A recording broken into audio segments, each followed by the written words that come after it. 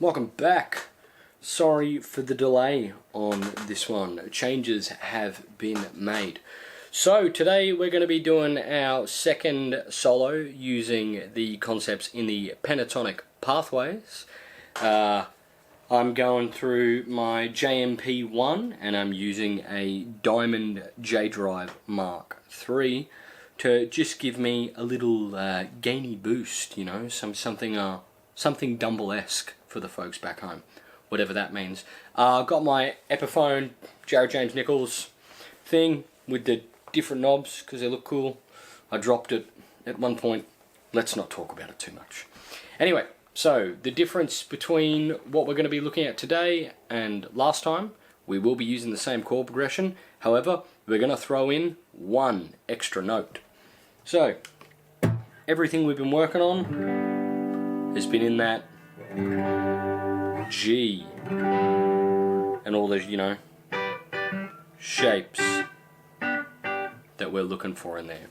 So the extra note that we're going to add today is F sharp, which is always going to be one fret back from the G. So if we have our G all the way on the 12th fret of the G string, go back a half step to the 11th fret, that's F sharp. So a lot of the licks I show you here are going to focus on using that. The licks here are going to be a little bit more complicated. Take your time with them, take it nice and slow. Anyway, this is the solo.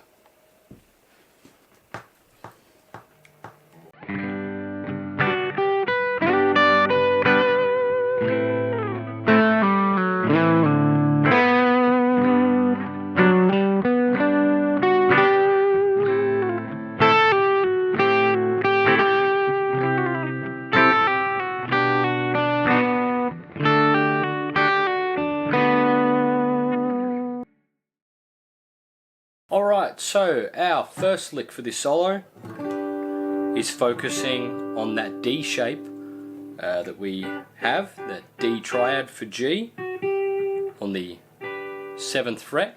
So we're going to grab the 7 on the B and immediately go straight up to 8. And then we'll grab 7 on the high E. So 7, 8 on the B, 7 on the high E, then we're going to grab 9 on the G string and slide up to 12. And that 9 is it's a passing tone. We don't stay there for long. Then when we get up to that 12th fret of the G string from the 9, we'll grab the 10th fret of the high E. And then from the 10th fret of the high E, we'll grab the 12th of the B and play that twice. So we're kind of connecting that D shape and that G just there. Our second lick brings us back towards that E shape of the G. So we're going to approach it a little differently. We're going to start on the 7th fret of the D string. So we'll play 7 on the D, pull off to 5 and then down to 4. That note right there is our F sharp.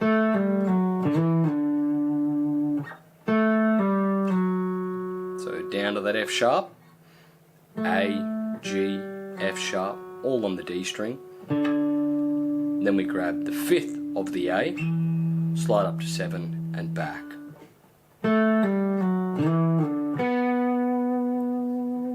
Then a bit of string skipping business there. 7, 5, 4 on the D, 5 on the A, slide up to 7, slide back, skip the D and grab 4 on the G. Just trying to outline that little E shape again, but trying to get that F sharp in there. The interesting thing about these half steps in a scale, I should say, is they sound very vocal.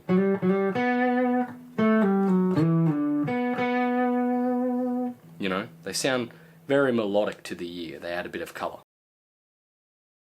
Alright, our third lick is a bit of a twofer. This one's a little bit longer, it's like an extended phrase. So, when I approach this one, I'm actually kind of thinking of like a G power chord. But because G is our root note, I want to start a half step back on that F sharp. So that's the first move there. We got 9 on the A string, up to 10.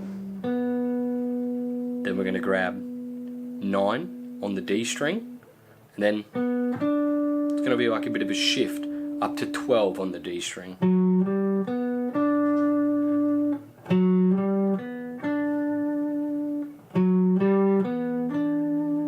So 9, 10 on the A, 9, 12 on the D, and then we're going to grab 11, 12 on the G.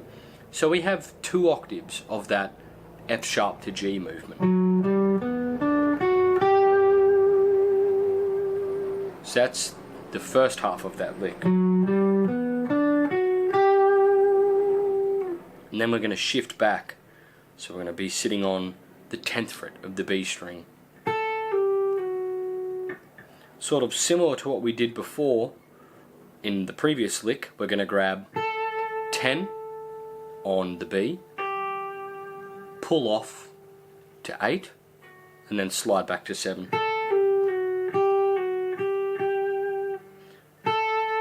Ten, 8, 7. Then emphasizing that half step again.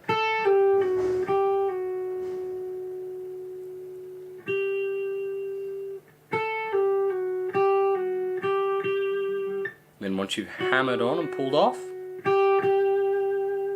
give it a little double tap.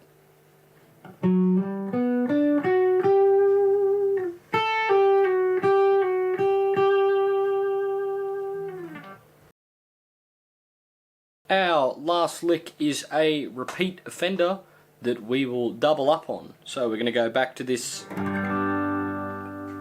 3rd fret.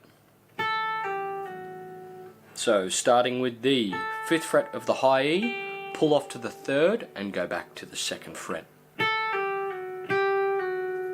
5 to 3, pull off, slide to 2. Once we get to 2, similar movement we've done. Grab the 3rd again and pull off. 5, 3, 2, grab 3, pull off to 2, then we're going to grab 3 on the B string, and then we'll grab 4 on the G string.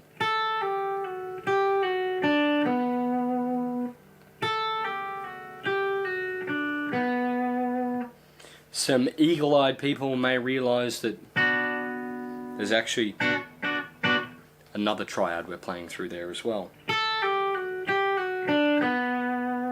Something we can discuss a bit more later, but for now, that is the last lick.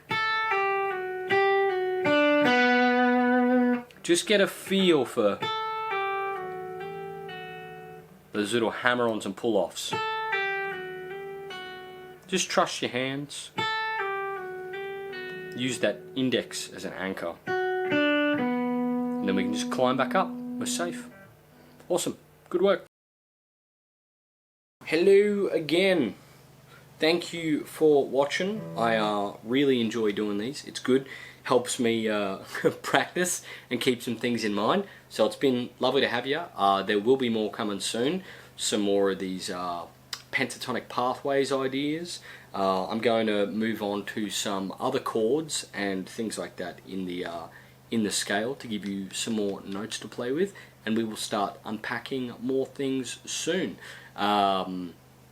the next one for the G series, for this solo stuff, we'll be adding open strings, which can be really cool and fun to play around with. So we'll give it a crack and see how we go, and eventually too I'll plan on doing some different styles. We'll do some different kind of, maybe something rockier sort of thing, so we can, you know, look at how some of these might feel at speed. Anyway, thank you so much, always good to see you, and keep playing, keep practicing, keep up the good work. Remember, the videos are just sitting here, just slow them down, break them down, spend your time with them. Anyway, have a good one, stay safe.